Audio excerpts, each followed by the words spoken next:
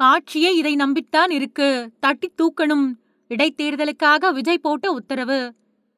5 தொகுதிகளுக்கான இடைத்தேர்தலுக்கு நீதிமன்றம் தடை விதிச்சிருந்தாலும், இடைத்தேர்தல் பத்தின பணிகள்ல கவனம் செலுத்துங்க அப்படின்னு மாவட்ட பொறுப்பு அமைச்சர்களுக்கு உத்தரவிட்டிருக்காரு முதல்வர் விஜய். அதிமுகவை சேர்ந்த முன்னாள் அமைச்சர்கள் விஜயபாஸ்கர், விஜயபாஸ்கர் இவங்க கூட மரகதம் குமரவேல், ஜெயக்குமார், சத்யபாமா, அப்புறம் இசக்கி சுப்பையா இவங்க 6 பேரும் அவங்களோட பதவி காலத்துக்கு முன்னாடியே விலகி அதிமுகவுல இருந்து தாவேகாவுல இணைஞ்சாங்க. இது போக விஜயோட திருச்சி கிழக்கு தொகுதியில ஏற்கனவே அவரு ராஜினாமா பண்ணிட்டாரு. நெல்லையை சேர்ந்த வெங்கடாசலபதி அப்படிங்கிறவரு சென்னை உயர்நீதிமன்ற அவசர பொதுநல வழக்கு ஒண்ண தொடர்ந்தாரு. அந்த மனுவுல அவரு ரொம்பவே முக்கியமா சட்ட அம்சங்களை சுட்டி காட்டியிருந்தாரு. ராஜினாமா செஞ்ச முன்னாள் எம்எல்ஏக்களான விஜயபாஸ்கர், விஜயபாஸ்கர் உள்ளிட்ட 5 பேரோட கடந்த சட்டமன்ற தேர்தல் வெற்றிக்கு எதிரா ஏற்கனவே உயர்நீதிமன்றத்துல பல்வேறு தேர்தல் வழக்குகள் நிலுவையில இருக்கிறத அவர் மனுவுல குறிப்பிட்டிருந்தாரு.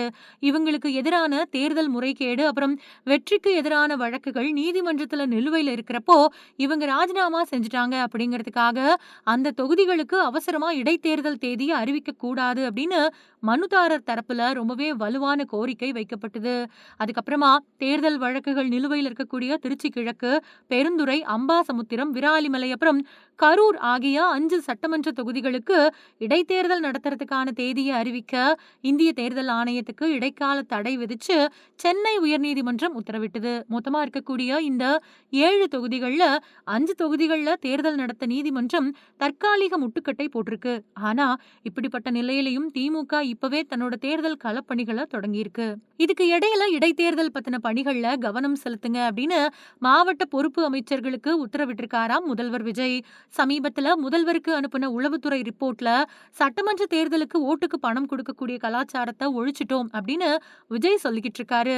இடைத்தேர்தல்ல ஓட்டுக்கு பணம் செலவழிக்காம எப்படி அவர் தேர்தலை எதிர்கொள்றாருன்னு பாப்போம் அப்படின்னு திமுக, அதிமுக கட்சியோட தலைவர்கள் விவாதிச்சிருக்காங்க அப்படிங்கிற தகவலை தெரிவிச்சிருக்காரு.